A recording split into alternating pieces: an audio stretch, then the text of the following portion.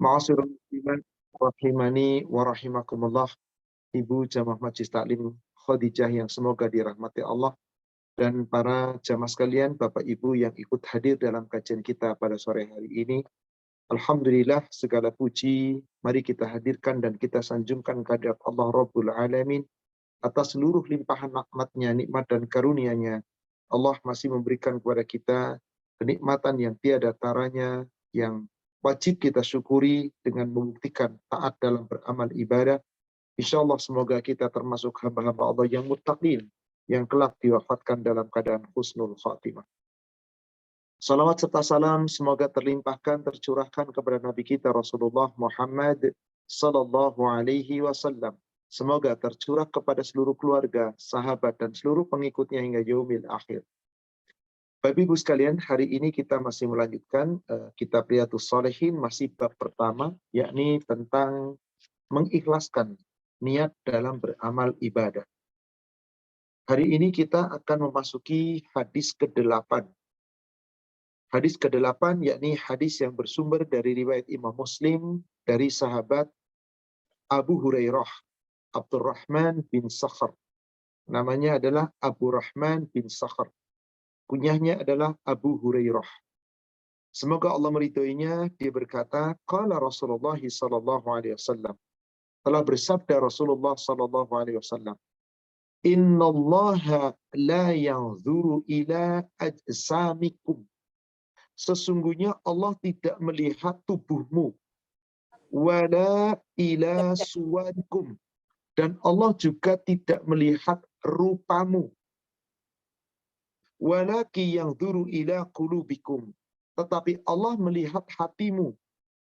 Wa a'malikum, dalam lafaz lain ada kalimat wa a'malikum, dan amalmu.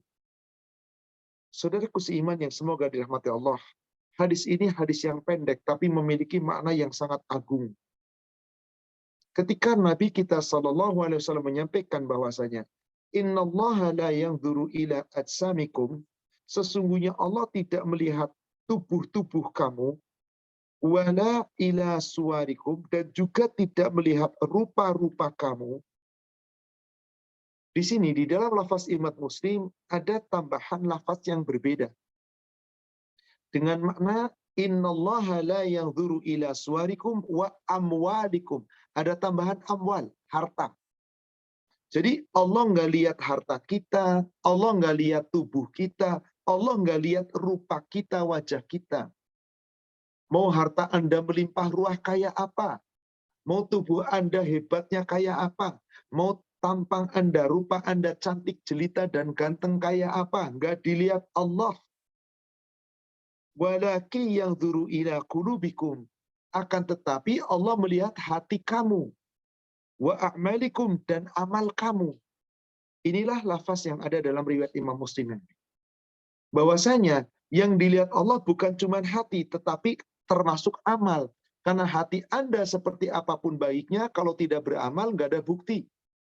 Amal Anda sebagus apapun, jika tidak ditengahi dengan keikhlasan dalam hati, juga tidak akan diterima. Berarti kedua-duanya digabung.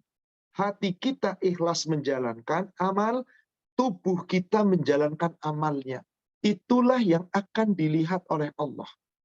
Amal itu perbuatan anggota tubuh, diucapkan oleh lisan, diperbuat oleh tubuh, sementara hati itu ikhlas, keimanan yang ada dalam dada.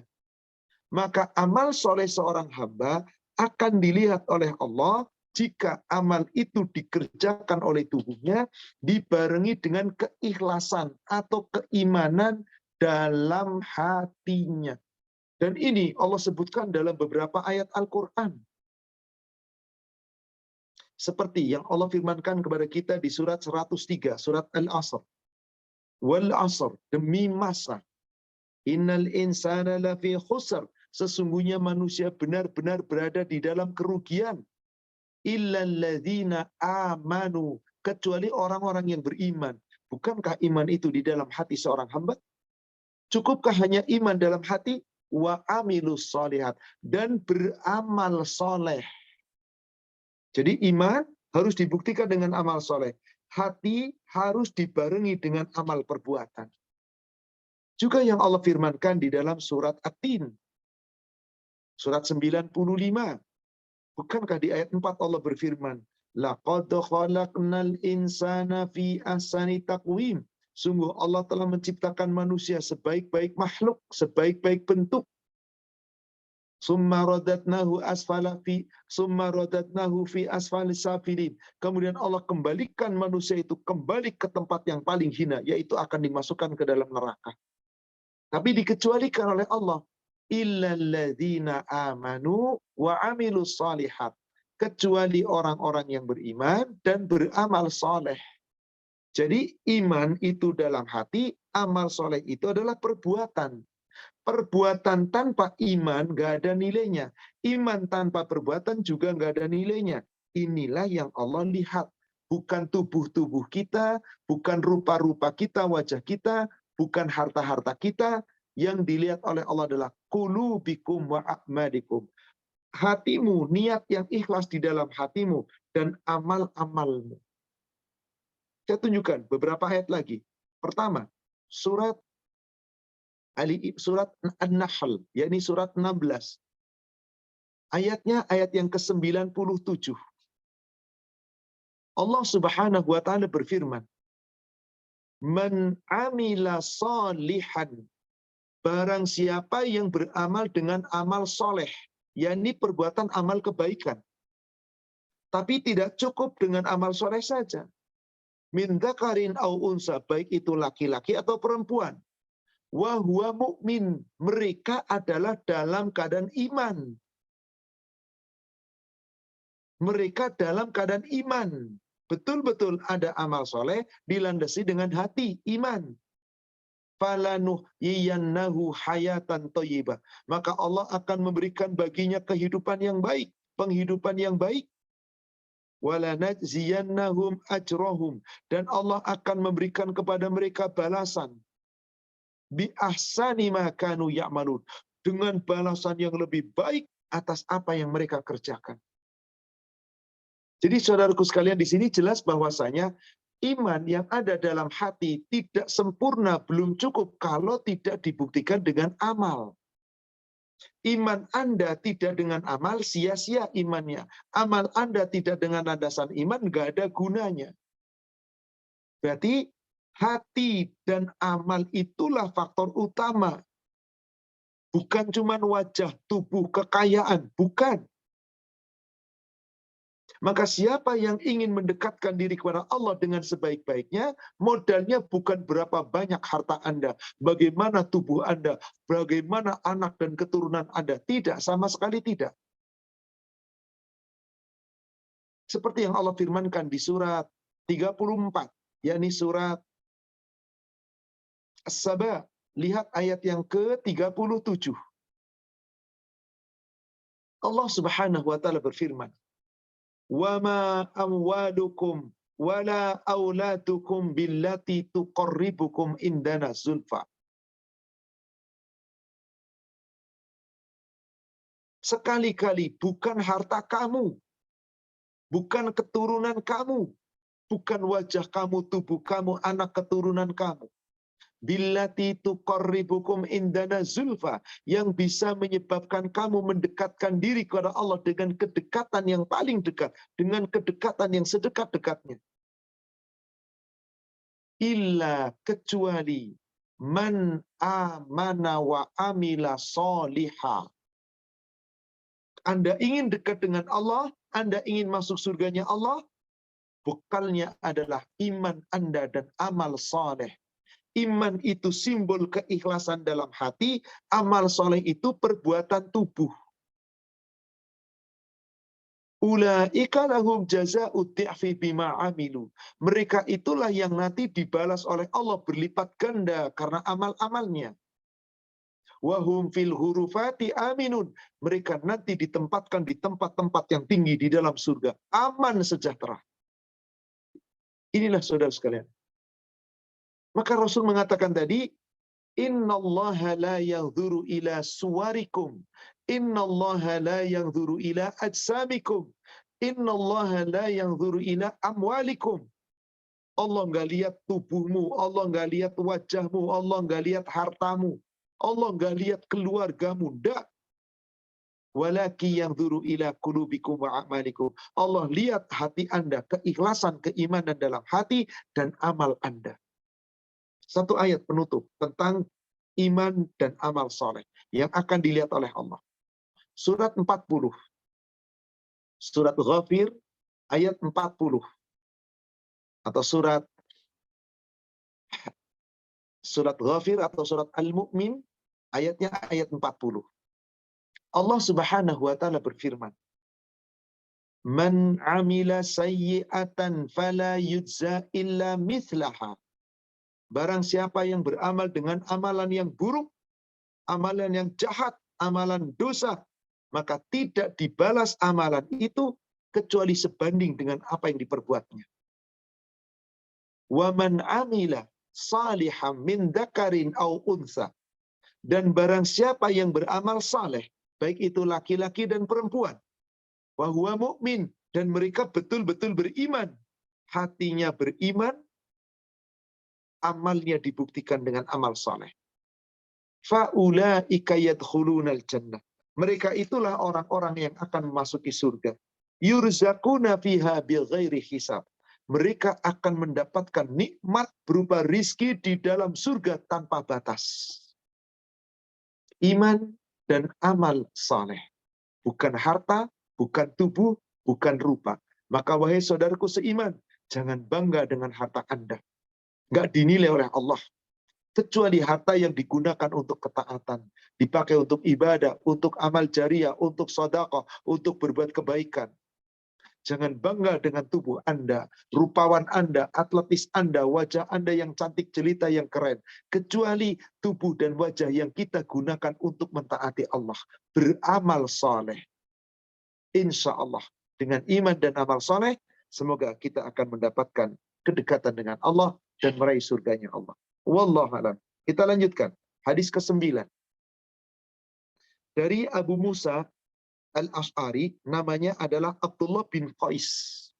Abdullah bin Qais, kunyahnya adalah Abu Musa Al-Ash'ari. Dia berkata, semoga Allah meridhoinya, Su'ila Rasulullah sallallahu alaihi wasallam anir rajul yuqatilu syaja'ah.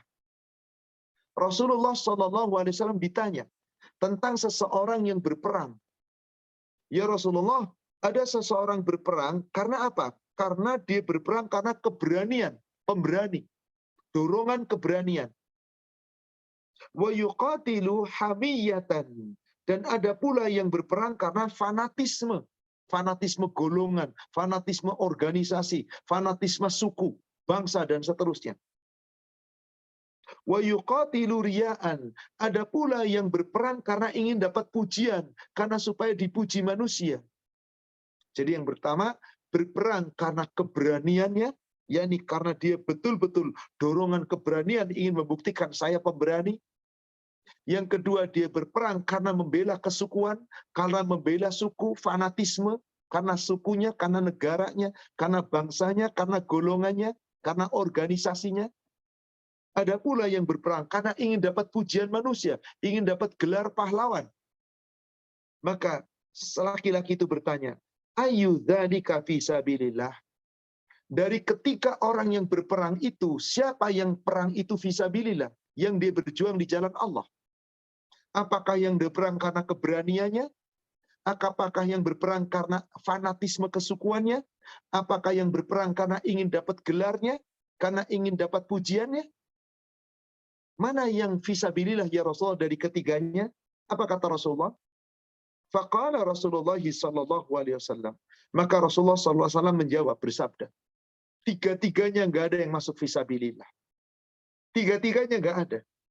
Lalu siapa yang berperang fisabilillah? Beliau menjawab, "Man qatala litakuna kalimatullahi hiyal ulya, fahuwa fisabilillah."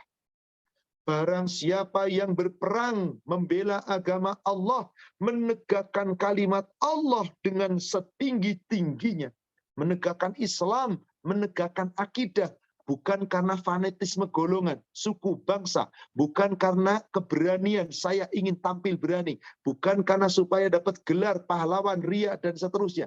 Bukan, itu semua nggak ada nilainya.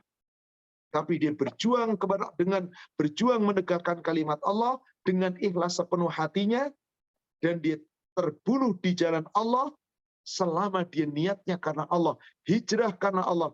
Itulah orang yang dimaksud fi sabilillah. Peperangan yang dilakukan, perjuangan yang dilakukan, hijrahnya, perbuatannya, imannya, satu yang dituju. Yarjuna rahmatallah. Mengharapkan rahmat Allah. Mengharapkan ampunan Allah. Mengharapkan pahala Allah. Bukan mengharapkan penghormatan manusia, bukan mengharapkan pujian manusia, bukan mengharapkan gelar, bukan pula karena supaya dianggap pemberani, bukan pula karena membela suku, bangsa, dan yang lainnya. Tapi yang dibela semata-mata karena agama. Dia berperang menegakkan negaranya karena agamanya, silakan. Tapi kalau semata-mata hanya membela agama, tanpa agama, membela negara tanpa agama, nggak ada nilainya. Maka berharaplah dalam segala perbuatan kita itu. Satu yang kita harapkan. Yarjuna rahmatullah. Mengharapkan rahmat Allah. Itulah sabilillah. Itulah hijrah yang tepat. Itulah perang yang tepat. Itulah jihad yang tepat. Sebagaimana Allah berfirman di surat Al-Baqarah. Surat 2 ayat 218. Al-Baqarah surat 2 ayat 218. Innalladzina amanu walladzina hajaru wajahadu fi sabilillah. Sesungguhnya orang-orang yang benar-benar beriman dan orang-orang yang mau berhijrah dalam rangka berjihad fi sabilillah. Betul-betul niat ikhlas karena Allah, di jalan Allah. Jangan mengharap apapun. Ulaika yarjuna rahmatullah. Mereka satu yang diharapkan, hanya mengharap rahmat Allah. Ikhlas sepenuh hati karena Allah. Wallahu ghafurur rahim. Maka sungguh Allah memberikan ampunan baginya. Allah akan memberikan kasih sayang untuknya. Apa jaminannya? Allah berikan rizki yang terbaik, yaitu surga. Berarti saudaraku sekalian, siapakah orang yang berperang di jalan Allah? Orang yang betul-betul berperang menegakkan agama Allah, semata-mata ikhlas karena Allah, bukan karena ingin pujian manusia, penghormatan manusia, bukan karena sanjungan manusia, gelar dari manusia, bukan karena suku bangsanya, bukan karena fanatisme, tapi cuma satu. Li'ilahi kalimatillahi huwal ulya. Menegakkan kalimat Allah setinggi-tingginya, kalimatullahi hiyal ulya. Itulah fisabilillah. Maka apapun cara kematiannya, apakah mati di peperangan atau dia membunuh musuh, matinya bukan di saat perang, tetap mereka mendapatkan rizki yang terbaik, yaitu surga. Surat Al-Hajj, surat 22 ayat 54. Allah Subhanahu wa taala berfirman. Apa? Ayat 58 maksud saya. Surat 22 ayat 58. Walladzina hajaru fi sabilillah. Orang-orang yang benar-benar berhijrah di jalan Allah. Summa kutilu, kemudian dia terbunuh ketika dia di medan perang, betul-betul fi sabilillah, niatnya membela Allah, membela agama Allah, meninggikan kalimat Allah. Summa kutilu, kemudian terbunuh dia di medan perang.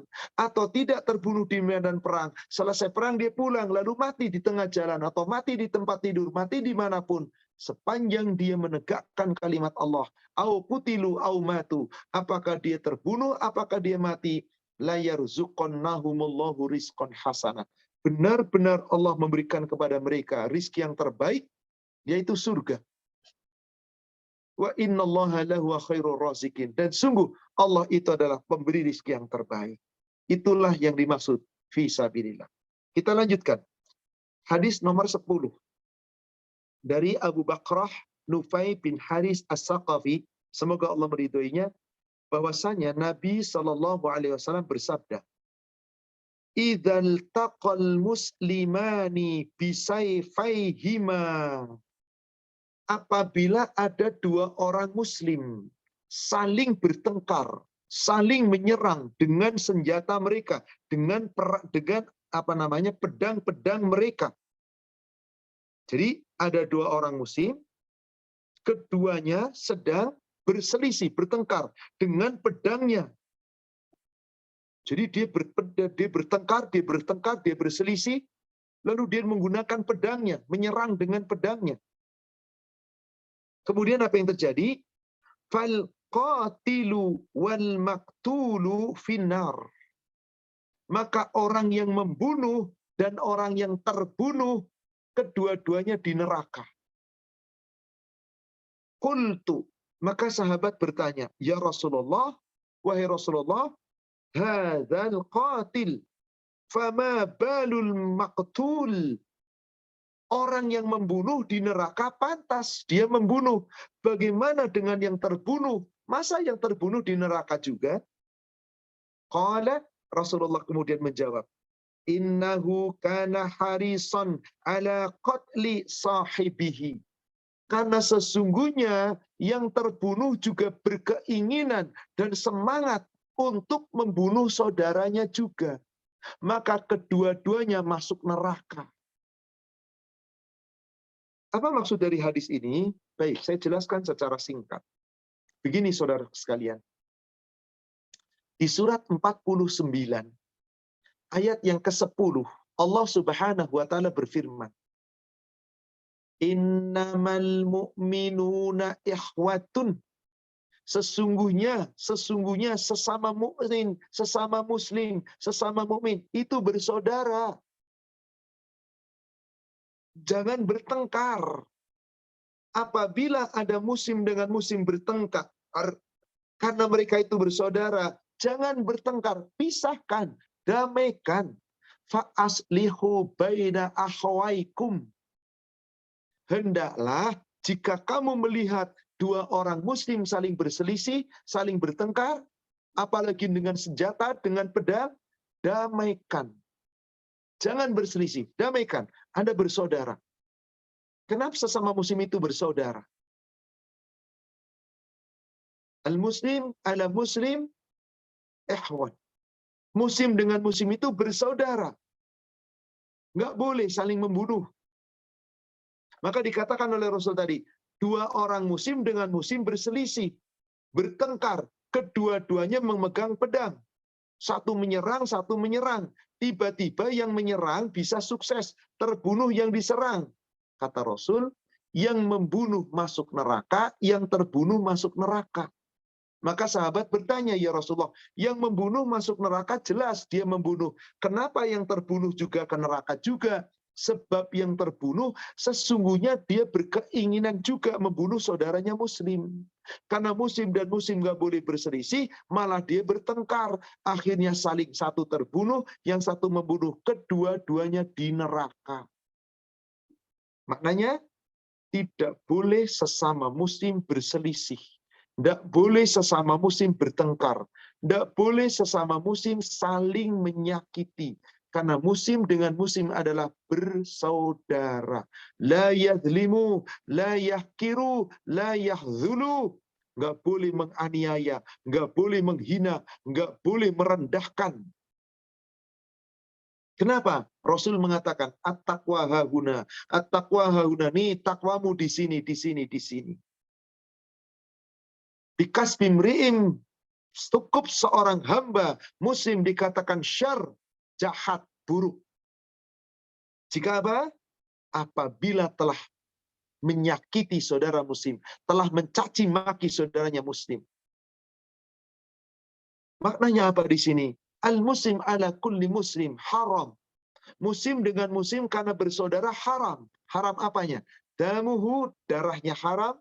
Wa maluhu, hartanya haram. Wa irduhu, kehormatannya haram. Berarti muslim dengan muslim harus saling menghargai.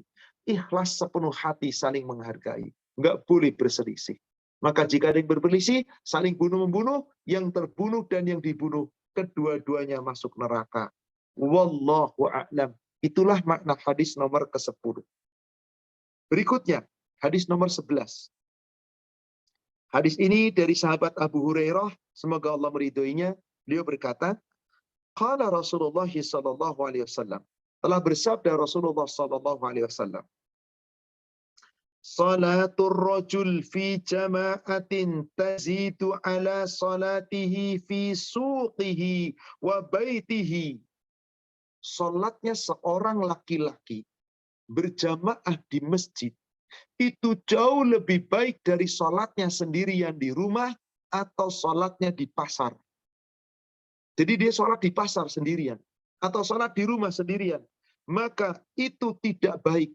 Lebih baik salat berjamaah di masjid. Salatnya berjamaah di masjid lebih baik daripada salatnya dia sendiri, baik di pasar atau di rumah. Bid'an wa isyrina darajah. Lebih baik 20 derajat. 20 kali lipat. Dalam hadis riwayat yang lain dikatakan bid'an isrun wa sab'un, yakni lebih baik daripada isruna wa sab'ah, yakni lebih baik 27 derajat. Ada juga yang mengatakan isruna wa khamsah, ada yang 25 derajat, ada yang mengatakan isruna wa sittun, ada yang mengatakan 29 derajat. Intinya jauh lebih baik sholat berjamaah dibanding sendiri. Bukankah seseorang sholat berjamaah harus membuktikan dengan amal? Bukankah juga harus dibuktikan dengan ikhlas dalam hati? Maka dilanjutkan hadisnya, wadzalika, yang demikian itu karena anna ahadahum idza tawaddaa fa ahsanal wudu. Kenapa kau sholat berjamaah ke masjid lebih baik dibandingkan sholatnya sendiri di pasar atau di rumah? Yang demikian itu adalah karena jika ada salah seorang di antara mereka berwudu, yakni seorang muslim berwudu, lalu menyempurnakan wudunya, membaguskan wudunya, summa atal masjid, kemudian segera datang ke masjid, yakni untuk melaksanakan sholat fardu berjamaah. La yuridu illa sholat, tidak ada keinginan yang diinginkan kecuali hanya satu, sholat. Jadi nggak ada yang mendorong untuk mengerjakan sesuatu kecuali hanya ingin sholat. La yanhazuhu illa sholat, tidak pula tidak ada yang menggerakkannya bergerak menuju ke masjid kecuali sholat. Jadi keinginannya yang menggerakkan dirinya cuma satu, ingin sholat berjamaah. Lillah, karena Allah, sepenuh hatinya. Maka jika ada seorang muslim yang demikian, apa yang terjadi? Lam yahtu khutwatan. Maka kemudian tidaklah dia melangkah dengan satu langkah, illa rufi'alahu biha darajatun, kecuali setiap satu langkahnya itu mengangkat dirinya lebih tinggi satu derajat di hadapan Allah. Wa khutta'anhu biha khoti'atun, dan menghapuskan dengan satu langkah itu satu dosa. Hatta yadkhulal masjid, sampai terus melangkah lalu orang itu masuk masjid. Bayangkan saudaraku sekalian, bapak-bapak khususnya, yang memang wajib ke masjid sholat berjamaah, yang 5 waktu sholat fardu. Makin banyak langkah Anda menuju ke masjid, satu langkah itu bisa meninggikan satu derajat dan menghapuskan satu dosa. Makin banyak langkah kita, makin tinggi derajat kita di sisi Allah, makin banyak dosa yang dihapuskan oleh Allah. Fa'idha dakhalal masjid, maka apabila dia telah sampai masjid, lalu masuk ke dalam masjid, kana fi salat, dianggap selama berada di dalam masjid itu seperti sedang sholat. Maka nanti salatu hiya tahbisuhu. Subhanallah. Tetap dinilai seperti orang sholat selama sholat itulah yang menahannya. Bahwa dia berkeinginan ke masjid untuk sholat. Belum masuk waktu sholat, dia sudah di masjid. Dia dihitung pahala sholat. Selama memang yang menahan dia di masjid, karena memang untuk sholat. Maknanya apa saudara sekalian? Makin segera kita datang ke masjid, kita tunaikan segera. Apabila belum masuk waktu sholat, Anda tahiyatul masjid, Anda duduk, Anda dzikir. Selama duduk di masjid, Anda dapat pahala sholat selama niatnya memang untuk sholat. Katakanlah sudah masuk waktu sholat, sedang adzan, berdiri dengarkan adzan, jawab adzan, mendapat kemuliaan lagi. Setelah selesai adzan, kemudian apa? Sholatlah qobliyah. Masih ada waktu, zikir, duduk sambil berdoa. Maka duduknya dia di masjid, dia berada di masjid, sudah masuk ke dalam masjid, dihitung tetap melaksanakan sholat, mendapat pahala sholat. Selama memang niatnya hanya satu, ingin sholat berjamaah, lillah, karena Allah. Lalu apa yang terjadi? Di saat dia sedang menunggu di sana, di masjid, menunggu sholat, duduk-duduk di masjid menunggu sholat, maaf, bukan ngobrol ngalor ngidul, bukan. Bukan bicara-bicara sia-sia, lalu menghabis-habiskan waktu, bercanda, bukan. Tapi betul-betul duduk menunggu sholat dengan ingat Allah. Bisa dengan dzikir, bisa dengan berdoa, dan macam-macam. Wal malaikatu yusalluna ala ahadikum madama fi majlisihi alladhi shalla fihi. Sepanjang dia masih duduk di masjid itu, di tempat duduknya dia tetap di situ duduk, dan dia tetap berada di tempat sholat. Maksudnya dia tidak kemana-mana, terus berada di situ. Maka para malaikat bersolawat kepada salah seorang di antara kamu yang berada di masjid, yang menunggu waktu sholat, sepanjang Anda berada di sana, tidak keluar dari masjid. Yaqulun, malaikat kemudian berdoa, Allahumma arhamhu, ya Allah rahmatilah dia. Allahumma firlahu, ya Allah ampunilah dia. Allahumma tub alaihi, ya Allah terimalah tobatnya, ampuni dosa-dosanya. Malam yu'dhi fihi, selama dia tidak mengganggu di dalam salat itu. Maksudnya di masjid itu tidak mengganggu orang, tidak berkata-kata sia-sia, tidak bercanda, tidak ngobrol, tidak main-main urusan dunia, main handphone dan seterusnya, tidak. Tapi betul-betul dia ingat Allah, zikrullah, dia berdoa dan seterusnya.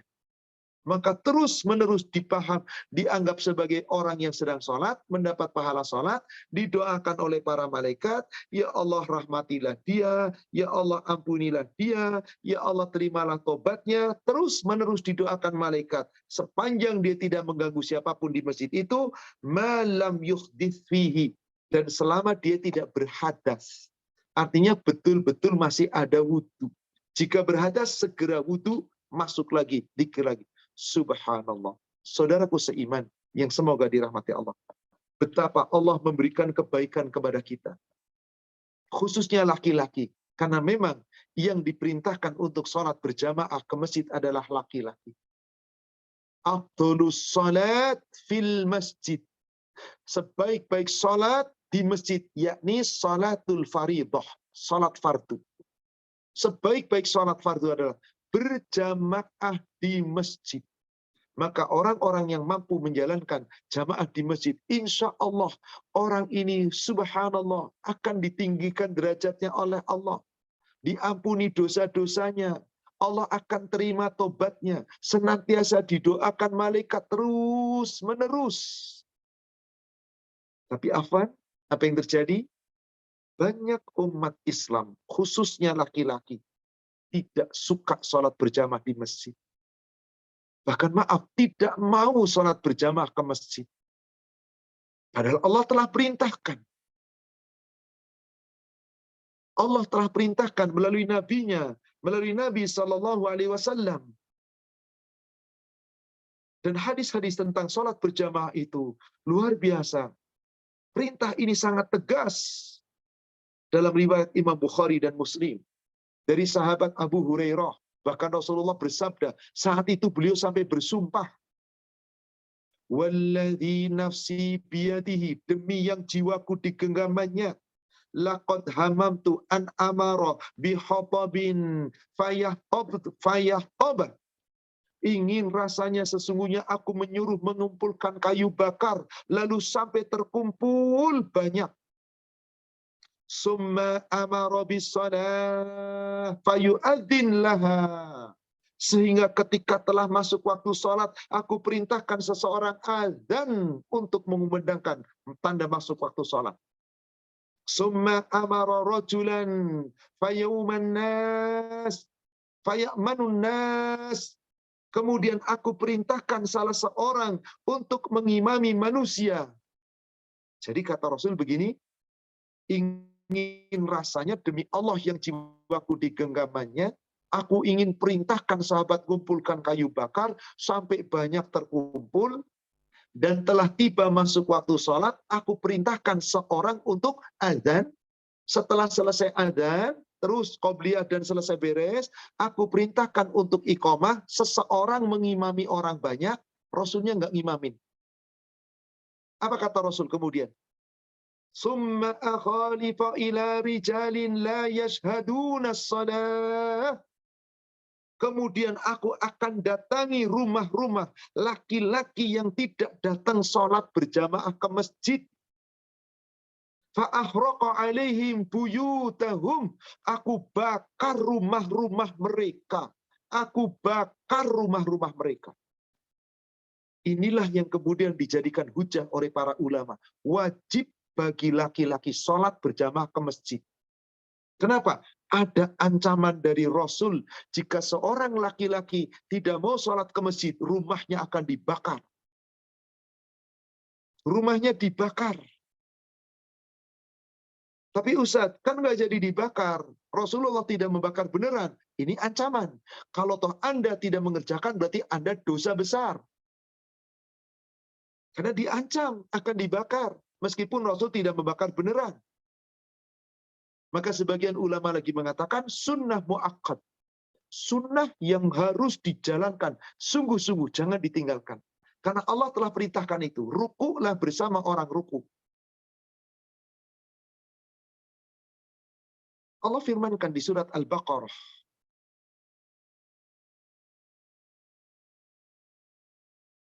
Surat Al-Baqarah. Jelas sekali Allah perintahkan di surat tersebut. Untuk apa? Orang-orang sholatnya tidak sendiri. Sholatnya harus berjamaah. Karena ada kata-kata. Warka'u ma'arroki'in. Rukuklah bersama orang yang ruku. Coba lihat. Ayat 43 Al-Baqarah. Wa aqimus salat. Tegakkanlah sholat. Dirikanlah sholat.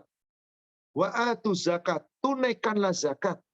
Warka'u ma'arroki'in. Rukuklah kamu bersama-sama orang ruku. Kira-kira maaf bapak-bapak sekalian, kalau bersama-sama, itu sendirian atau bareng-bareng? Bareng-bareng, ma'ah, bersama, bukan sendiri. Di surat yang lain, surat Al-Hajj, surat 22 ayat 77, Allah panggil orang yang beriman. Ya ayyuhalladzina amanurka'u wasjudu.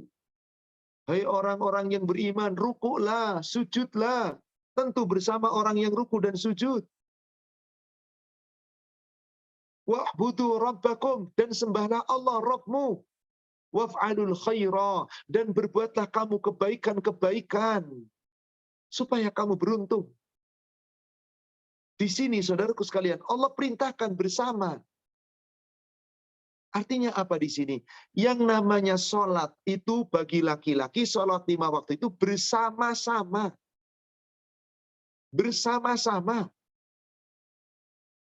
Maka seluruh ulama telah sepakat. Nggak ada hukumnya tidak sunnah. Bahkan cuma sunnah enggak. Sekurang-kurangnya sunnah mu'akkad. Sebagian ulama mengatakan wajib jika tidak ada uzur. Apa itu yang dimaksud uzur? Alasan syar'i. Apa itu? Sakit, nggak ada yang bisa menuntun, atau sedang safar di atas kendaraan, tidak berjumut masjid untuk berjamaah, atau orang-orang yang dalam keadaan tugas yang tidak mungkin ditinggalkan. Bahkan ada orang buta minta izin kepada Rasul, tidak ikut berjamaah, dipanggil oleh Rasul. Disebutkan di dalam hadis yang diriwayatkan oleh Imam Muslim dari Abu Hurairah. Ata an-Nabi sallallahu alaihi wasallam rajulan a'ma. Ada seorang laki-laki yang buta datang menemui Rasulullah sallallahu alaihi wasallam. Laki-laki tersebut adalah Abdullah ibnu Umi Maktum. Qala, orang yang buta ini berkata, "Ya Rasulullah, wahai Rasulullah, innahu laisa li qa'idan yaquduni ilal masjid." Aku ini orang buta ya Rasulullah. Tidak ada yang menuntunku menuju ke masjid untuk sholat berjamaah di masjid. Bolehkah saya dapat rukhsah, keringanan sholat di rumah ya Rasulullah? Farahasalahu. Rasul kasih rukhsah. Oh boleh, kamu sholat di rumah. Falamma wala da'ahu. Ketika laki-laki ini sudah berpaling, dipanggil lagi oleh Rasul. Hal tasma'un nida bis salah?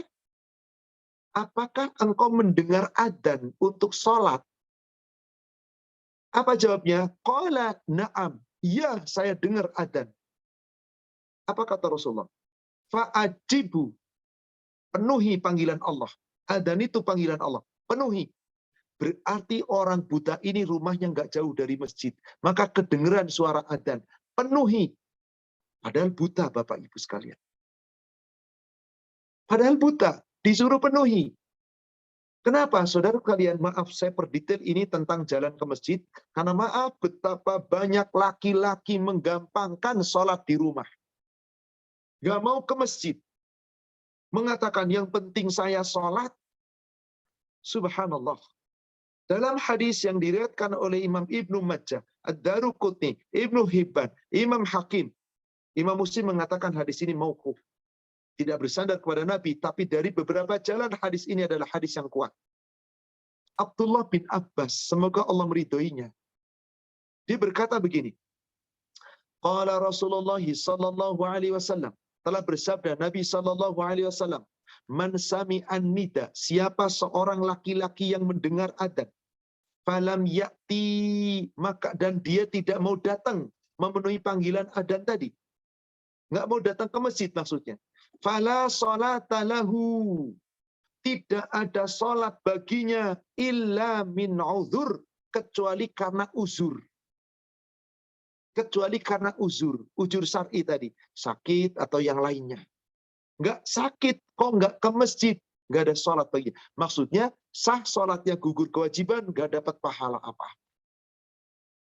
Ini saudara sekalian, luar biasa. Ini suatu ketetapan. Maka jangan bermain-main. Ingat, azan itu panggilan Allah dan Rasul. Yang nyuruh itu Allah. Yang nyuruh itu Allah melalui Rasul. Yang nyuruh azan itu Rasul. Idza dakhala waktu shalah falyu'adzin ahadim minkum. Apabila telah datang masuk waktu sholat, hendaklah salah seorang kamu di antara kamu azan untuk kamu semuanya. Rasul yang nyuruh. Siapa yang nyuruh Rasul? Allah. Maka azan sholat dari masjid, panggilan siapa itu? Allah. Jangan ditolak.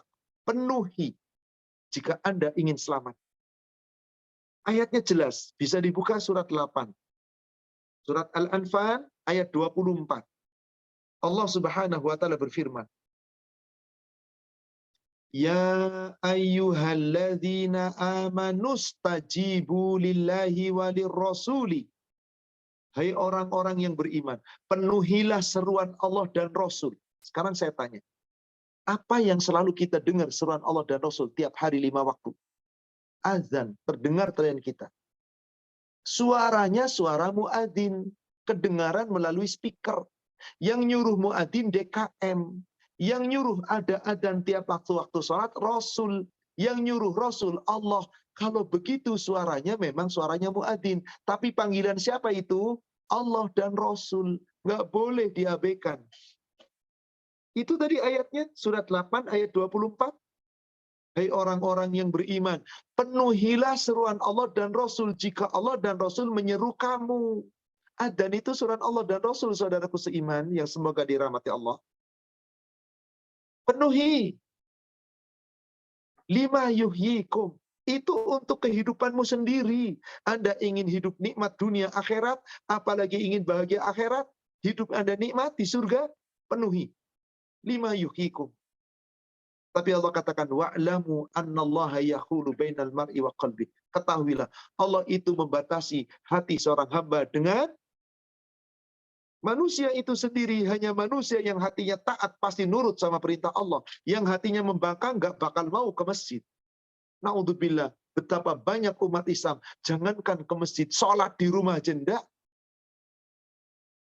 Bagaimana dikatakan ikhlas? Maka mau tubuhnya kayak apa bagusnya, wajahnya kayak apa rupawannya, hartanya melimpah kayak apa, sholat kau diabaikan, nggak ada apa-apanya. Allahu Akbar. Kecil di hadapan Allah, harta nggak dinilai. Sampai-sampai saudaraku seiman, mohon maaf. Wahai para bapak-bapak yang ikut kajian ini, tolong ini serius. Ini demi Allah, ini luar biasa seriusnya. Wahai ibu yang punya suami, punya anak laki-laki, nggak mau ke masjid, tolong beritahukan. Tolong beritahukan. Tolong tahukan ayat tadi. Hadis-hadis yang saya sampaikan tadi. Tolong sampaikan. Ayatnya jelas, panggilan Allah. Bagaimana ada seorang laki-laki dipanggil oleh Allah, kemudian nggak mau datang ke masjid, dipanggil Allah nggak mau datang, yang Rasul perintahkan harus ke masjid tadi kan? Ayatnya jelas, hadisnya jelas. Ada resiko seorang yang dipanggil Allah nggak datang memenuhi panggilan Allah. Hisabnya berat, resikonya neraka jahanam. Ditebus dosanya karena dosa meninggalkan panggilan Allah dengan sebanyak apapun tebusan dunia dan seisinya, bahkan dua dunia dan seisinya nggak diterima tebusan. Ini nggak main-main, saudara-saudara. Demi Allah ini nggak main-main. Urusan sholat berjamaah ke masjid itu bukan urusan main-main. Allah yang perintah, Rasul yang perintah. Meskipun banyak orang mengatakan meskipun sunnah, tetap ini perintah Allah dan Rasul. Ayatnya jelas, hadisnya jelas. Mau disebut sunnah apapun, tetap ini perintah Allah dan Rasul. Apa risikonya yang nggak memenuhi surat Allah? Silakan lihat surat 13. Surat Ar-Ra'd. Ayat 18. Ini resiko yang sangat berat, saudaraku sekalian. Walladzina yastajibuna li rabbihimul husna. Bagi orang-orang yang memenuhi seruan, panggilan Allah, Rabb mereka, Allah akan balas dengan kebaikan. Pasti dibalas kebaikan. Setiap dipanggil Allah, dia penuhi. Dia panggil Allah, dia penuhi. Dipanggil Allah, dia penuhi. Diberikan oleh Allah kebaikan. Gimana dipanggil Allah tapi tidak memenuhi? Walladzina lam yastajibu lahu, dan bagi orang-orang yang dipanggil Allah tapi tidak memenuhi panggilannya, diseru Allah tidak memenuhi seruannya, lau anna lahum ma fil ardi jami'a, sekiranya mereka itu diberikan oleh Allah dunia dan seisinya, wa mithlahu ma'ahu, dikasih lagi dunia dan seisinya, lalu dia bawa ke akhirat dua dunia itu. Tapi dia membawa dosa di dunia karena nggak memenuhi seruan Allah. Dipakai dua dunia itu menebus dosa-dosanya. Laftadaubi, ingin dipakai untuk menebus, niscaya tidak diterima tebusan itu. Ulaika lahum su'ul hisab wa ma'wahum jahannam wa bi'sal mihad. Mereka akan dihisab dengan hisab yang sangat berat, tempat mereka neraka jahanam, mereka itu mendapat tempat yang paling buruk, seburuk-buruknya tempat. Saudara kalian, siapa yang meyakini dalil tadi? Monggo. Yang nggak yakin, silakan.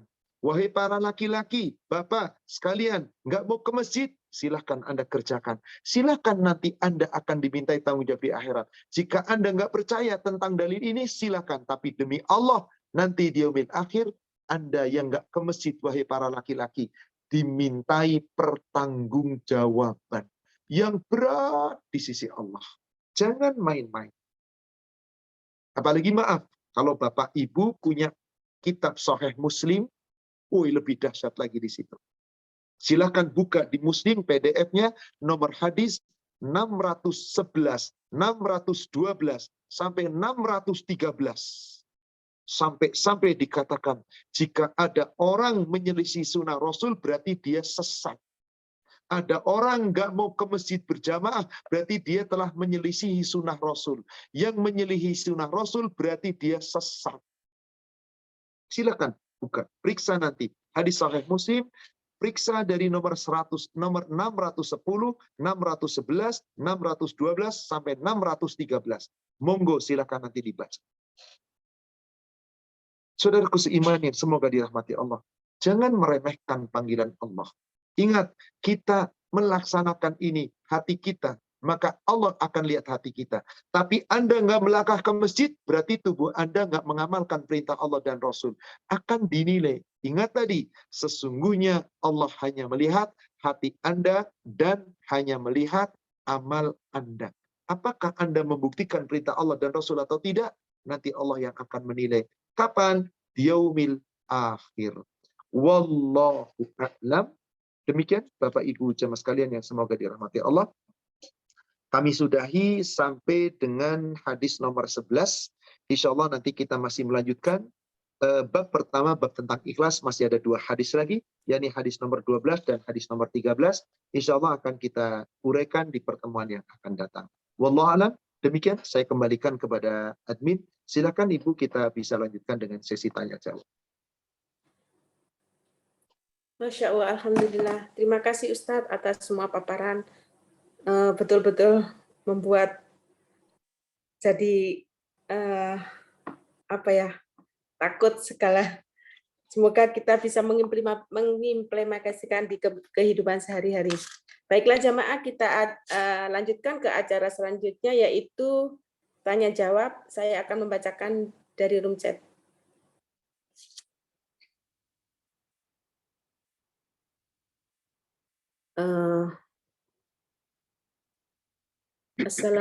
Bismillah. Assalamualaikum Ustadz. Semoga Allah Ta'ala selalu merahmati Ustadz dan seluruh umat muslim. Izin bertanya Ustadz, dalam bacaan iftitah ada disebutkan bahwa sholat, ibadah, hidup, dan mati hanya untuk Allah. Hanya untuk Allah Ta'ala. Lalu apa makna dari mati karena untuk Allah Ta'ala Ustadz? Bagaimana jika ada orang yang merasa sangat takut dengan kematian karena takut akan azab kubur dan neraka sebagai dosa-dosanya selama ini, sehingga membuat hatinya menjadi tidak tenang, kemudian ia selalu berdoa agar diberi usia panjang yang berkah dalam ketaatan. Apakah orang tersebut bisa dikatakan tidak ikhlas? Dan apa ia termasuk orang-orang munafik karena takut mati? Mohon penjelasannya Ustadz. Bapak Ibu yang semoga dirahmati Allah, takut mati kalau sekedar takut mati, dia takut belum punya bekal cukup, wajar. Takut yang seperti itu, khauf yang seperti itu, tabiah, memang rata-rata manusia takut mati. Tapi jangan sampai takut mati Anda menghalangi bekal ibadah. Itu, jangan sampai menghalangi bekal ibadah. Kenapa? Kalau Anda takut mati, kemudian doanya, ya Allah ingin panjang yang berkah, mati juga Anda nanti. Untuk apa minta umur panjang barokah? Rasulullah tidak pernah berdoa minta panjang umur. Umur panjang yang barokah, sudah umur kita sudah ditetapkan, mau panjang mau pendek, urusan Allah, kita pasti mati. Yang harus kita takuti adalah kita belum punya bekal cukup. Tapi dengan Anda takut mati, sekarang Anda persiapkan ibadah, Anda perbaiki, perintah Allah dijalankan. Insya Allah yang seperti itulah yang seharusnya kita laksanakan. Itulah yang harusnya kita jalankan. Maka tadi pertanyaan di awal dikatakan, di doa istiftah, itu yang mengajarkan doa istiftah itu Allah. Melalui malaikat, melalui Nabi Ibrahim, diabadikan oleh Allah di surat 6 Al-An'am, ayat 162 dan 163. Wajjahtu wajhiya lilladzi, itu yang dicontohkan oleh Rasul dalam hadis. Di situ langsung dikatakan, qul, katakan, Inna salati wa nusuki wa mahyaya wa mamati lillahi rabbil alamin la syarika lahu wa bidzalika umirtu wa ana awalal muslimin. Ini adalah doa yang dicontohkan oleh Allah, diperintahkan oleh pada para nabi, dan nabi mendoakan itu. Rasul ajarkan kepada kita. Apa sih yang dimaksud hidupku dan matimu karena Allah? Bapak Ibu bisa buka surat 3:102. Surat 3, surat Ali Imran 102. Allah Subhanahu wa taala berfirman di situ. Ya ayyuhalladzina amanu dkhulu fis-silmi kafah. Ya ayyuhalladzina amanu taqullaha haqqa tuqatih. Hai orang yang beriman, bertakwalah kamu kepada Allah sebenar-benar takwa. Wala tamutunna illa wa antum muslimun. Kamu jangan mati kecuali dalam keadaan Islam. Berserah diri, tunduk, ikut aturan Allah, baru kamu boleh mati. Berarti yang dimaksud hidupku untuk Allah, matiku untuk Allah, saya akan pergunakan hidupku sebaik-baiknya untuk bekal kematianku, dan saya akan nurut kepada aturan Allah sebagai bekal matiku. Itulah yang dimaksud matiku untuk Allah. Berarti Anda di dunia ini betul-betul berjuang, berusaha. Dan inilah wasiat yang disampaikan oleh Nabiullah Ibrahim kepada putra-putranya, kepada anak cucunya. Coba dibuka suratnya, surat Al-Baqarah ayat 132. Wa wassa biha Ibrahim. Nabi Ibrahim berwasiat dengan kalimat Islam. Kalau mau lebih lengkap diawali dari ayat 131. Ketika Nabiullah Ibrahim dipanggil oleh Allah, diperintahkan oleh Allah. Qala lahu, Allah berfirman kepada Ibrahim, aslim, Islamlah. Qala, Ibrahim menjawab, aslamtu li rabbil alamin. Aku Islam, aku tunduk patuh sepanjang hidup kepada Allah Rabb semesta alam. Maka kalimat Islam ini diwasiatkan oleh Ibrahim kepada anak-anaknya. Wa wassa biha Ibrahim banihi wa Yaqub. Wa wassa biha Ibrahim banihi wa Yaqub. Nabi Ibrahim berwasiat dengan kalimat ini juga Yakub kepada anak-anaknya. Ya bunayya, ya bani, hai anakku, Innallah astafa lakumuddin. Sesungguhnya Allah telah memilih agama Islam ini adalah agamamu, untukmu. Jangan yang lain selain Islam. Gak boleh. Fala tamutunna illa wa antum muslimun. Maka jangan kamu mati kecuali kamu mati dalam keadaan Islam. Jadi apa yang dimaksud matiku untuk Allah? Matiku untuk Allah maksudnya saya akan mati dalam keadaan Islam. Tunduk patuh hanya kepada Allah. Anda mati silakan. Maka nggak usah takut mati. Apakah kalau takut mati seperti itu bisa jadi munafik? Ya, kalau Anda takut mati sehingga nggak mau mati, pengen umur panjang. Lalu Anda ibadahnya tidak sebenarnya, hatinya sering was-was, takut kematian. Jangan, kematian itu kapanpun pasti akan tiba. Mau sembunyi dimanapun, mau takut kayak apapun. Lihat awal ayat surat An-Nisa ayat 78. An-Nisa ayat 78. Allah katakan di situ, nggak usah takut mati. Kenapa? Aina ma takunu yudrikumul maut walau kuntum fi buruji musyayyadah. Mau takut mati kayak apa kamu? Mau dimanapun kamu berada. Mau sembunyi di benteng yang tinggi, yang kokoh. Kalau kematian datang pasti tiba. Jadi nggak usah kita takut mati yang seperti itu. Tapi takut mati kita belum punya bekal cukup. Sekarang sehingga saya memperbaiki diri. Semoga takut mati yang seperti itu membawa semangat untuk makin dekat dengan Allah. Wallahu a'lam. Semoga jawaban ini bermanfaat untuk yang lainnya juga. Silakan berikutnya.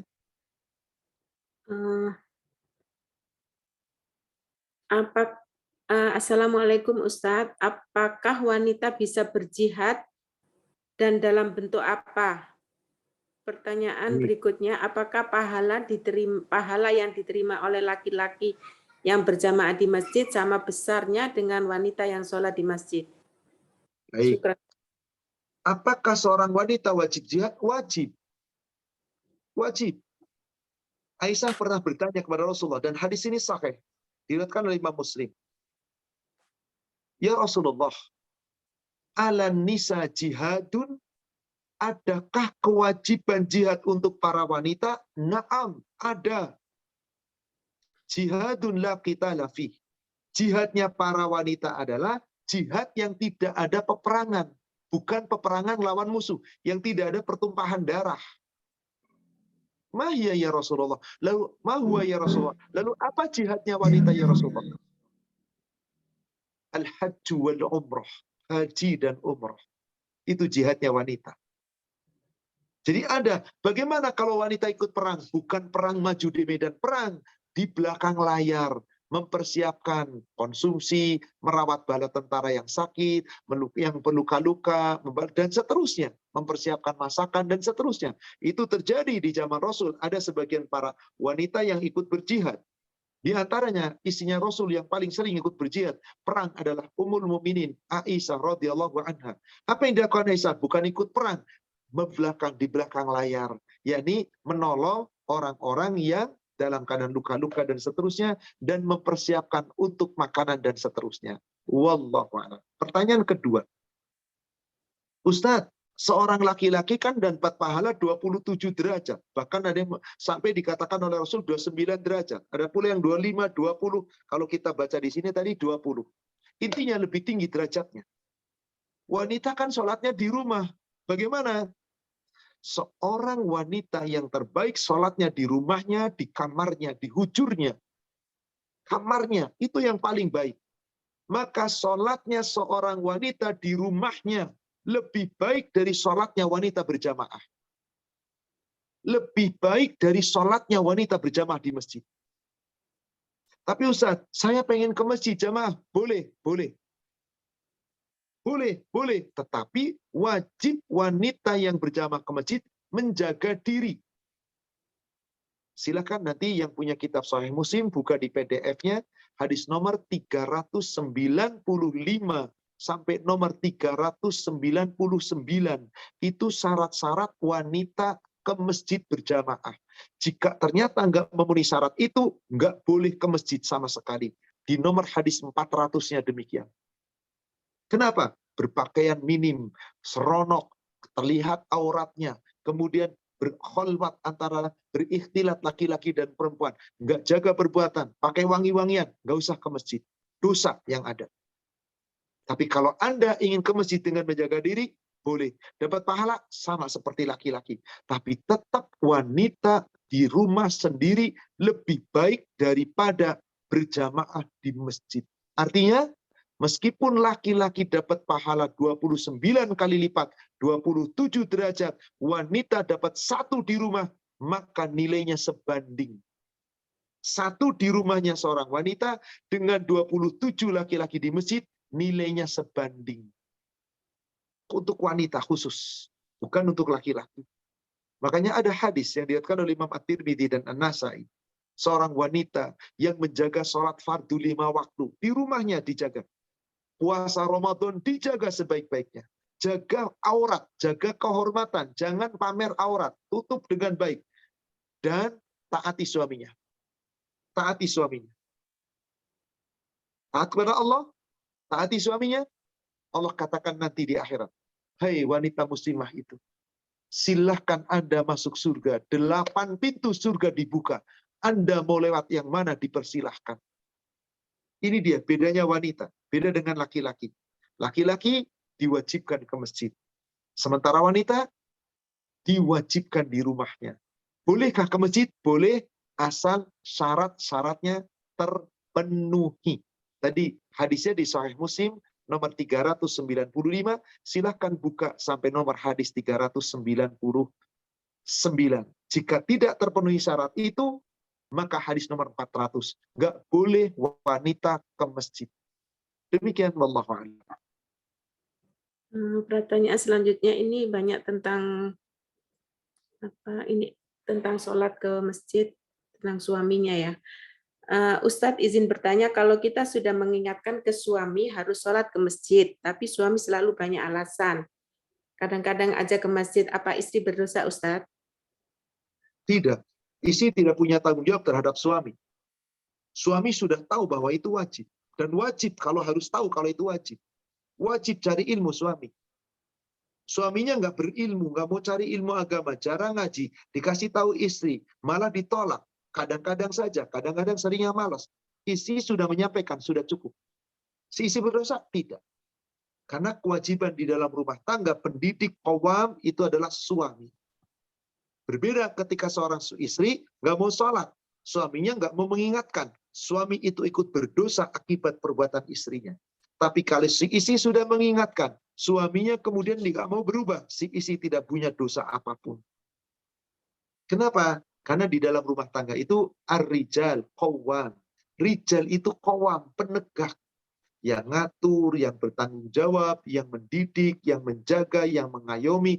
Itulah yang namanya qawwam. Bukan cuma pemimpin. Namanya pemimpin nanti arogan. Jangan-jangan nggak mau diatur, nggak mau dengar kata istri. Yang ada kata saya. Tidak. Qawwam itu maknanya bukan cuma pemimpin. Penegak, pendiri. Yakni penjadi rumah tangga sakinah mawaddah warahmah. Bagaimana faktor suami yang ada di rumah itu. Dia harus tegakkan aturan Allah, dia harus dirikan sholat dengan baik, dia harus ikuti aturan Allah. Maka dinamakan qawwam 'alan nisa, penegaknya wanita di rumah tangga. Dia pemimpin, pencari nafkah, pemberi nasihat, pengajar, dan seterusnya. Pelindung, maknanya itu sangat luas. Demikian, wallahu a'lam.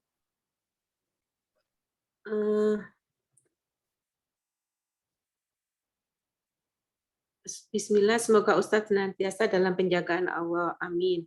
Afwan Ustadz, izin bertanya, sebelum pandemi, masjid di dekat rumah anak kedatangan beberapa orang musafir yang bermalam beberapa hari di masjid dengan maksud siar atau memakmurkan masjid. Dan beberapa kali juga ke rumah-rumah warga dekat masjid untuk mengajak sholat jamaah di masjid. Apakah cara seperti ini dibenarkan atau diperbolehkan? Apakah cara ini juga ada perintahnya? Mohon penjelasannya Ustadz. Jazakallah khair. Berdakwah siar baik. Mengajak orang-orang ke masjid, dihampiri dari rumah ke rumah baik. Tapi andai kata cara dakwahnya tidak dengan ilmu, dakwah itu bil-in, dengan ilmu. Tidak pernah Rasulullah melakukan dengan cara seperti itu. Tetapi benar bahwa Rasul dakwah itu dari masjid, di masjid, betul. Tetapi bukan cara nginep beberapa malam di masjid, hanya dakwah di situ, pindah lagi ke masjid yang lain. Sementara belum tentu ketika menyampaikan dibekali dengan ilmu yang hak. Ya sekedar bisa baca Quran, menyampaikan hadis begini, nggak seperti itu. Ilmu itu dicari dengan ta'allum. Betul-betul dicari dengan mencari dan belajar. Nggak cuma disampaikan lalu pergi, enggak begitu. Memang ada sebagian daripada umat Islam di negara kita yang daulah seperti itu. Pergi ke masjid ini, ninggalkan keluarganya, ntar ke masjid itu, dan seterusnya. Yang seperti ini, dari sisi satu kebaikannya ada. Tapi Rasul tidak pernah perintah dengan dakwah seperti itu. Dakwah itu bilhaq, disampaikan dalil yang jelas. Ta'allum dengan ilmu, dan betul-betul menyampaikan ilmu.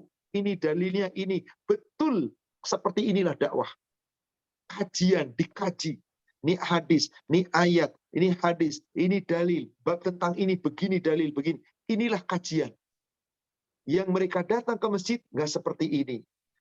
Setelah selesai sholat, maju seseorang. Bicara, ngomong. Rasul bersabda, bla bla bla. Kadang-kadang yang ngomong bukan orang Indonesia. Kadang-kadang datang dari sana. Dari Bangladesh, dari India, dari Pakistan, yang lain. Lalu diterjemahkan. Setelah itu sudah. Nongkrong di sana, makan bareng di sana. Nanti mengembara lagi. Dakwah Rasul nggak seperti itu. Dulu sahabat begitu, tapi tidak seperti itu cara dakwahnya. Rasul membolehkan dakwah sahabat yang sudah memiliki keilmuan yang benar. Sehingga yang disampaikan dalilnya jelas berdasarkan ilmu. Jadi satu sisi ada kebaikannya, tapi satu sisi caranya yang kurang tepat. Karena mereka rata-rata belum membekali diri dengan sebaik-baiknya. Wallahu a'lam. Saya tidak menjudge mereka itu bodoh, demi Allah tidak. Tapi alangkah baiknya ikutilah kajian yang betul-betul membedah Al-Quran. Disampaikan dalil ayatnya, disampaikan hadisnya, sumbernya apa, bagaimana kedudukannya, dan dijelaskan makna-maknanya. Inilah yang namanya ta'allum. Insya Allah menjadi bekal ilmu bisa diamalkan. Wallahu a'lam. Masih bisa pertanyaan lagi, Ustaz? Saya beri kesempatan mungkin 3 pertanyaan lagi, Umu. 3 pertanyaan lagi. Izin bertanya, bagaimana jika suami selalu berat sholat ke masjid dekat rumah karena imam bacaannya itu aja dan tajwidnya tidak tepat? Bagaimana Ustaz? Ada kewajiban suami apabila ternyata seperti itu, bilang sama DKM. Usul, jangan diem, punya usul. Kenapa? Allah perintah kepada kita melalui Rasul. Idza ra'aitumul munkarat falyughayyir biyadihi. Kalau kamu lihat suatu kemungkaran, imam bacaannya nggak benar, nggak tartil, banyak salah makhrajnya, banyak ini, kemudian bacaannya cuma itu. Kalau itu saja ya nggak masalah. Yang penting bacaannya minimal benar, tartil, tidak mengurangi makna, makhrajnya benar. Ya kalau tahu salah sedikit tidak sampai mengurangi makna, itu masih boleh. Meskipun bacanya cuma itu saja. Tapi kalau sudah makhraj yang salah, nanti merubah makna, maka yang seperti ini sudah kemungkaran. Falyughayyir biyadi, robah dengan nasihat, dengan kekuasaan.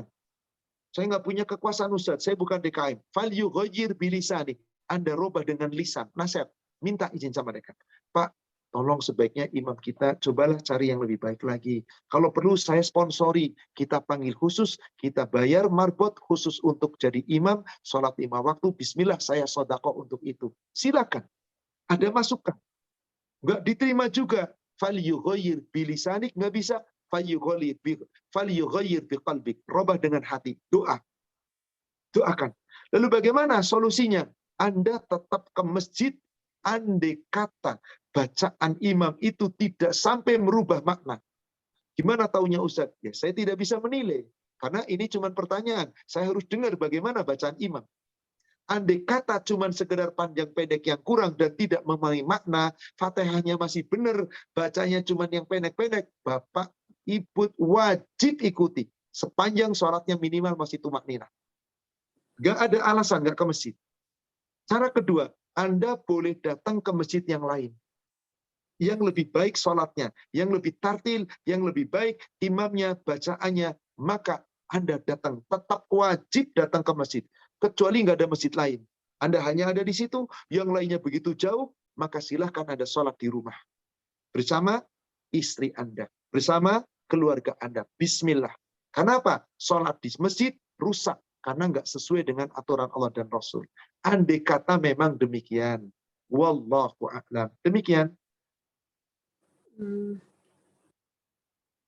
Barakallahu fikum Ustadz, apakah termasuk ini saya pilih yang sesuai tema dulu ya Ustadz. Afwan Ustadz, bagaimana jika di rumah ada yang sakit sehingga perlu dibimbing sholatnya? Anak lelaki saya harus menjadi imam di rumah, tidak bisa ke masjid. Bagaimana Ustadz? Nggak ada alasan harus di rumah tuh dari siapa? Harusnya siapa yang mengharuskan? Laki-laki itu di masjid yang mengharuskan Allah dan Rasul. Di rumah sedang sakit, anak laki-laki saya harus jadi imam. Loh, siapa yang mengharuskan? Laki-laki itu harus jadi makmum di masjid, atau dia mampu jadi imam di masjid. Bukan mengimami isi rumah. Yang mengimami isi rumah itu wanita. Gak ada alasan begitu, Ibu. Tetap laki-laki, anak laki-lakinya suruh ke masjid. Bagaimana di rumah? Yang di rumah adalah wanita. Nggak ada yang jadi imam Ustaz, sholat sendiri-sendiri. Wanita nggak sholat berjamaah di rumah nggak masalah. Yang penting sholatnya di rumah. Sendiri-sendiri nggak masalah. Tapi memang kalau ada yang mampu mengimami, lebih bagus menjadi imam. Nggak ada Ustaz, ya sudah. Jangan dijadikan laki-laki imam di masjid. Ingat, tidak boleh, saudara. Ingat tadi Rasulullah mengancam hendak membakar rumah. Ada seorang laki-laki buta dikasih izin, tapi ketika dengar adzan nggak dengar, disuruh ke masjid. Siapa yang mendengar adzan tapi nggak ke masjid, nggak ada sholat baginya. Yang sakit itu bapaknya sakit ya bapaknya di rumah. Nggak jadi imam, nggak usah jadi imam. Sholat aja sendiri. Anaknya bagaimana? Laki-lakinya tetap ke masjid. Bukan kemudian anak laki-lakinya ngimamin bapaknya yang lagi sakit. Tidak. Bapaknya dapat rukhsah nggak usah ke masjid karena lagi sakit. Kalau mampu dia habis sakit bisa ngimamin istrinya di rumah. Asal dia masih bisa ngimamin dengan baik meskipun dengan cara sambil duduk. Anak laki-lakinya tetap menuju ke masjid. Demikian. Wallahu a'lam. Intinya Tidak ada rukhsah bagi laki-laki tidak ke masjid. Kecuali rukhsahnya sakit, rukhsahnya itu terhalang syar'i, atau alasan-alasan yang memang betul-betul tidak mampu ke masjid, tugas yang berat. Seorang dokter sedang bedah, misalkan. Seorang pilot sedang mengendarai pesawat, seorang supir bus sedang mengendarai kendaraannya, dan seterusnya, dan seterusnya. Maka alasan syar'i itu insya Allah boleh. Tapi kalau tidak ada alasan syar'i itu tidak boleh. Wallahu a'lam. Satu pertanyaan lagi, Ibu. Iya, banyak sekali pertanyaan tentang itu, Ustadz. Tapi mudah-mudahan bisa terwakili untuk semua yang Mudah-mudahan, bertanya. insya Allah. Ini sebetulnya, tapi nggak apa. Apakah, Afwan Ustadz, apakah termasuk perbuatan zalim apabila saya memberikan makan kepada ikan hias yang predator atau arwana, yaitu makanan berupa ikan-ikan kecil? Apakah saya memutus hak hidup dari ikan-ikan kecil tersebut? Apa hukum memelihara ikan hias? Jazakallah khair. Saya ingin bertanya dulu sebelum saya jawab. Kira-kira di laut ikan makannya apa? Ikan juga. Bahkan ikan hiu, kalau makan lumba-lumba, kalau makan kuda, singa laut, makan anjing laut, itu kayak apa cara makannya? Terekam, dicabik-cabik, tersiksa itu si ikan itu. Lumba-lumbanya disayat, subhanallah, ikan paus diserang ikan hiu sampai berdarah-darah berjam-jam itu sakitnya. Sudah menjadi sunatullah, ketetapan Allah, begitulah. Begitulah, apakah berarti mengurangi hak hidupnya ikan yang lain? Enggak, memang seperti itu sunatullah. Coba di alam, ular makan kelinci. Apakah berarti ular itu mengurangi hak hidup kelinci? Enggak, sunatullah. Maka dulu kita belajar biologi, ada yang namanya rantai makanan. Terus, siapa rantai makanan tertinggi? Manusia, semua dimakan. Nah, bagaimana saya memelihara ikan hias, arowana, atau ikan-ikan yang pemakan ikan lagi? Apa namanya yang dari Amazon itu? Piranha, atau ada ikan-ikan yang juga buas meskipun bukan arowana dan piranha. Sehingga saya beli ikan kecil, dikasih makan juga ke sana. Saya dolim memberi makan ikan kecil seperti itu, enggak dolim. Berarti saya mengurangi hak hidup ikan. Tidak, memang ikan kecil untuk makanannya ikan besar. Supaya tidak terlalu dolim, jangan ketika ngasih makan ada rasa senang. Sengaja masih hidup tuh, dikejar-kejar senang atau dibuat mainan. Jangan. Kalau perlu ikannya udah mati dulu, kasih makan, beres. Tapi masih hidup nggak apa-apa, memang demikian. Nah, tinggal pertanyaannya, Anda memelihara ikan hias, arowana, ikan apapun lah namanya. Berapa harga ikannya? Nanti ditanya oleh, Anda sodakohnya berapa? Banyakkan mana sodakoh Anda dengan beli ikan hias? Makanan ikan berapa? Banyakkan mana Anda beli makanan ikan dengan sodakoh? Akuariumnya berapa? Berapa banyak Anda sodakoh dibandingkan beli akuarium? Bagaimana ngurus tiap harinya? Itu yang ditanya. Kedua, apakah dengan memelihara ini Anda tetap taat kepada Allah? Anda malah mengabaikan Allah gara-gara sibuk memandang perhiasan ikan hias yang Anda miliki? Semuanya itu ditanya. Intinya, setiap nikmat kita nggak pernah bebas dari pertanggungjawaban. Karena Allah berfirman di surat 102, surat At-Takatsur, ayat ke-8, ayat terakhir. Summalatus alunna yawma idzin anin na'im. Kemudian kamu sungguh akan ditanya tentang nikmat yang telah kamu rasakan di dunia. Sekecil apapun nikmat akan ditanya. Punya ikan hias, dirawat, lihatnya nikmat. Ketika beli nikmat, ngasih makan nikmat. Semua nikmat ditanya oleh Allah. Bersiap-siaplah. Manusia tidak akan dibebaskan. Jangan pernah mengira manusia nggak dimintai tanggung jawab. Surat 75 ayat 36. Ayah sabul insan ayut seroka sudah. Apakah manusia mengira akan dibiarkan saja oleh Allah nanti di akhirat tanpa pertanggungjawaban? Semua yang kita rasakan nikmat di dunia ada pertanggungjawaban. Setiap orang nggak menjalankan perintah Allah, nggak ikut aturan Allah, nggak ikut sunnah Rasul, ada pertanggungjawaban. Semua pakai tanggung jawab. Wallahu a'lam. Demikian saudaraku seiman yang semoga dirahmati Allah. Kajian kita pada sore hari ini semoga membawa manfaat dan hikmah. Insya Allah kita masih melanjutkan, masih bab pertama di nomor hadis 12 dan 13 di pertemuan yang akan datang. Insya Allah. Demikian saudara sekalian, mari sama-sama kita tutup dengan membaca doa kafaratul majlis. Subhanaka Allahumma wa bihamdika asyhadu an la ilaha illa anta astaghfiruka wa atubu ilaik. Alhamdulillah billahi taufik. Assalamualaikum warahmatullahi wabarakatuh. Waalaikumsalam warahmatullahi wabarakatuh. Jazakallah khair, Barakallahu fikum. Ustaz. Jazakumullahu khairan. Saya mohon pamit Ibu, saya live.